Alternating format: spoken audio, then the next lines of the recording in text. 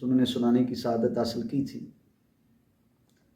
آج مزید تھوڑا سا صلہ رحمی کے حوالے سے، رحم کرنے کے حوالے سے آپ کے سامنے کچھ باتیں پیش کرتا ہوں۔ ناظرین و سامعین، اللہ رب العزت نے بندہ مومن کی شانوں کو بیان کرتے ہوئے، ایک وصف کو بیان کرتے ہوئے ارشاد فرمایا رحماء بینہم، کہ اہل ایمان کی علامت و محبت یہ ہے کہ وہ آپس میں صلہ رحمی کرتے ہیں، ایک دوسرے سے محبت کرتے ہیں۔ معاف کرنا، درگزر کرنا، صلہ رحمی کرنا، یہ میرے رب کی سنت ہے۔ ہزارہ کمیوں کے باوجود میرا رب مجھے روز رزق بھی دیتا ہے، اپنی رحمت اور اپنے کرم بھی میرے شامل حال فرماتا ہے۔ تو اللہ رب العزت یہ چاہتے ہیں کہ انسان تو بھی دوسرے انسان سے درگزر کر اور اسے معاف کر دے، اور معاف کرنا یہ بہت بڑی نیکی ہے۔ میرے رسول اعظم صلی اللہ علیہ وسلم نے ارشاد فرمایا جو بندہ حق پہ ہوتے ہوئے بھی اور بدلہ لینے کی طاقت رکھتے ہوئے بھی، یہ دو ہی چیزیں ہمارے ہاں معاشرے میں ہمیں قائم رکھتی ہیں کسی بھی مقام پر، کہ میں بدلہ بھی لے سکتا ہوں، میرے پاس طاقت بھی ہے اور میں حق پر بھی ہوں۔ میرے رسول اعظم صلی اللہ علیہ وسلم نے ارشاد فرمایا جو بندہ حق پر ہوتے ہوئے بھی، بدلہ لینے کی طاقت رکھتے ہوئے بھی دوسرے کو معاف کر دے، اللہ اسے بغیر حساب سے جنت عطا فرمائے۔ اور یہ کتنا پیارا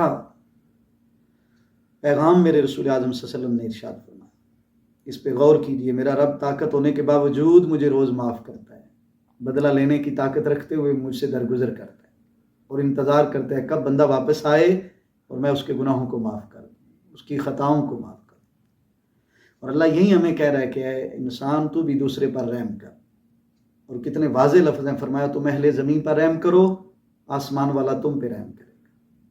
حضور نے فرمایا تم اپنے بھائی کی حاجتوں کو پورا کرو، رب تمہاری حاجتوں کو پورا کرے گا۔ تم دوسرے کی تکلیف کا مداوا بنو، رب تمہاری تکلیفوں کو دور کر دے گا۔ میرے پاک نبی کا کلمہ پڑھنے والوں میں ایک واقعہ آپ کے سامنے پیش کرتا ہوں۔ میرے رسول اعظم صلی اللہ علیہ وسلم تشریف فرما تھے، جناب عمر فاروق رضی اللہ تعالیٰ عنہ آپ بھی بیٹھے تھے، تو حضور مسکرائے۔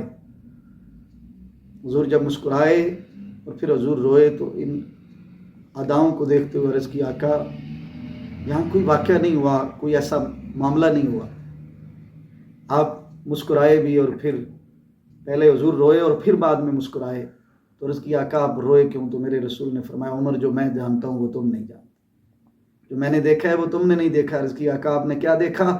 میرے رسول فرماتے ہیں میں نے اللہ کی عدالت کو دیکھا۔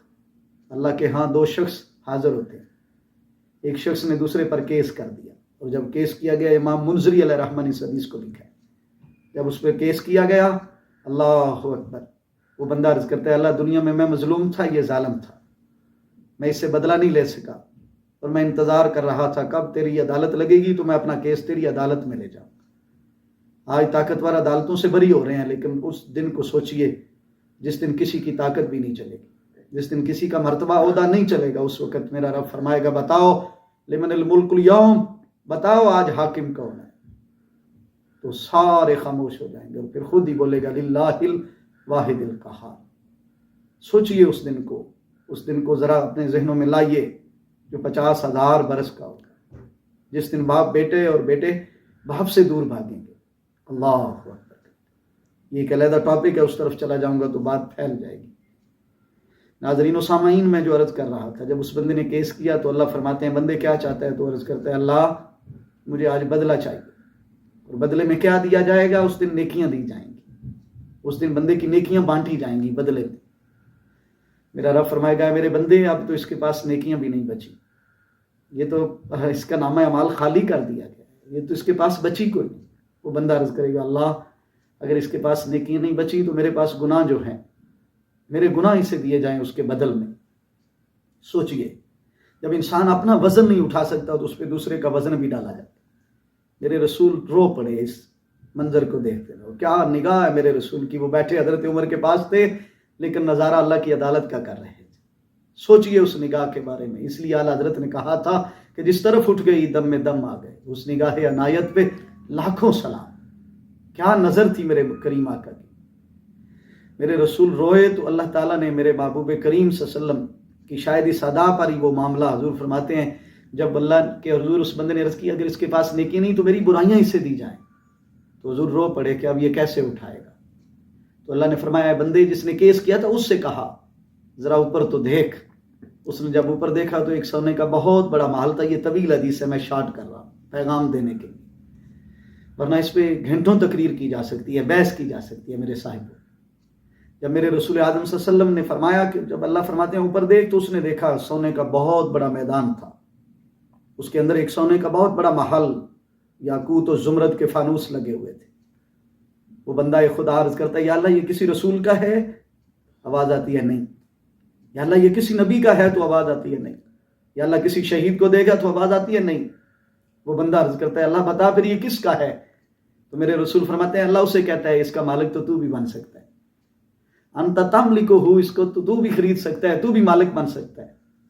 تو وہ بندہ عرض کرتا ہے اللہ میں جس کے پلڑے میں شاید نیکی تھوڑی ہیں اور گناہ بھی میں دوسرے کو دینے کا کہہ رہا ہوں، میرا رب فرماتا ہے میرے بندے تو اپنے اس بھائی کو معاف کر دے، اور حدیث کے لفظ ہیں بعفوک عن اخیک، تو اپنے بھائی کو معاف کر، یہ محل میں تجھے دے دیتا ہوں۔ اللہ اکبر، سوچئے گا اگر اس دن کوئی کسی کو معاف کرے گا تو اتنا راضی ہوگا، اور اگر دنیا میں ہم درگزر کریں گے، دوسرے پر رحم کریں گے، دوسرے کو معاف کریں گے، وہ کتنا نوازے گا۔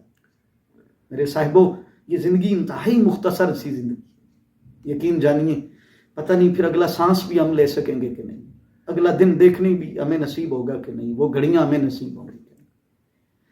جب اس بندے نے کہا اللہ میں نے معاف کر دیا، انعام دیکھا نا جب اس عمل کا کہ معاف کرنے کا اجر کیا ہے، معاف کرنے کے درجات اللہ کتنے عطا فرماتے ہیں، تو اس نے کہا اللہ میں نے معاف کر دیا۔ اللہ فرماتے ہیں جا میں نے تجھے یہ سارا کچھ دے دیا۔ اب حدیث کے لفظ سنیے، جب وہ بندہ اٹھ کے جانے لگتا ہے تو میرے حضور فرماتے ہیں رب اس سے کہتا ہے تو نے معاف کر دیا؟ وہ عرض کرتا ہے ہاں میں نے معاف کر دیا۔ تو اللہ فرماتے ہیں معاف اچھا کیا ہے، اکیلے ہی جاؤ گے؟ دنیا میں راضی نامے کی تو بہت سی صورتیں تھیں تمہاری، جب تم کسی کو معاف کرتے تھے تو پھر رشتہ داری کی جاتی تھی، محبتیں بانٹی جاتی تھی، اور آج تم معاف کر کے اکیلا ہی جائے گا؟ تو وہ بندہ عرض کرتا ہے اللہ کیا حکم؟ فرمایا راضی نامہ تو اسی سبیل میں ہے، اور معافی کا تو یہی مطلب ہے کہ تو اسے بھی وہاں لے جائے جہاں تو جا رہا ہے۔ یعنی اس بندے کو اللہ نے معاف کرنے پہ مہلت دے دیا، اور جسے معافی دلوائی گئی اسے بھی اللہ کہہ رہا ہے کہ اسے بھی ساتھ لے جا۔ کیا اس وقت کرم کا منظر ہوگا۔ اور میں یہ جب حدیث پڑھ رہا تھا تو میرے ذہن میں خیال آیا کہ یہ سارا عمل اللہ نے اپنے محبوب کے آنسوؤں پہ کیا ہوگا کہ میرا محبوب تو نہ رو، وَلَسَوْفَ يُؤْتِيكَ رَبُّكَ فَتَرْضَىٰ، میں تمہیں اتنا عطا کروں گا کہ تو راضی ہو جائے۔ ابھی تو حضور اس ظاہری حیات میں تھے تو حضور روئے تو اللہ نے اتنے کرم کیے، اور جب حشر کا دن ہوگا حضور خود تشریف لائیں گے تو منظر کتنے ہیں۔ فرمایا رحماء بینہم، آپس میں محبت کرنے والے، صلہ رحمی کرنے والے، ایک دوسرے کے دکھ بانٹنے والے بن جاؤ۔ وہ بندہ جا رہا تھا، اور میاں صاحب نے شاید اس لیے کہا تھا، وہ جو معاف کرنے والا تھا وہ تو مالک تھا، اور جسے معافی ملی تھی اسے وہ بھی جا رہا تھا، اور جاتے ہوئے کہہ رہا تھا جے ویکھا میں عملہ بلے کچھ نہیں میرے پلے، جے ویکھا میں عملہ بلے کچھ نہیں میرے پلے، جے ویکھا میں رحمت تیری پھر بلے بلے بلے۔ S M G channel New York کی پوری ٹیم کو اللہ ڈھیر ساری برکتیں عطا فرمائے۔ میرے صاحبوں میں چند لمحے آپ سے مخاطب ہو سکا اس امید کے ساتھ کہ اللہ مجھے بھی اور آپ کو بھی ایسا سینہ عطا فرمائے جو سینہ محبتوں سے بھرا ہو، جو سینہ رحم سے بھرا ہو، جو سینہ دین ایمان سے بھرا ہو، جس سے نور ایمان کی جھلک نظر آئے۔ ایسے ہو جائیں کہ یہاں آپ رحم کریں، قیامت کے دن رب ہم پہ رحم کرے۔ اللہ میرا اور آپ کا حامی و ناصر ہو۔ وما علینا الا البلاغ۔